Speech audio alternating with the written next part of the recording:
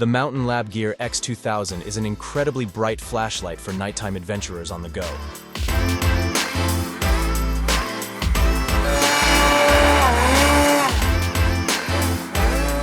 Under normal operation, the flashlight is turned on and off by pressing and holding the main button for 3/4 of a second.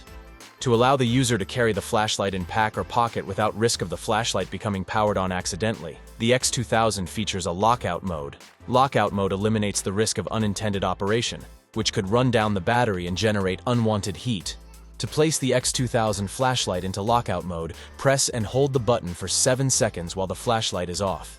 The X2000 will strobe to show that it is entering lockout mode, then power off. In lockout mode, the flashlight cannot be powered on normally. To exit lockout mode, press and hold the button for 7 seconds. The X2000 will turn on and resume normal operation in the low brightness setting.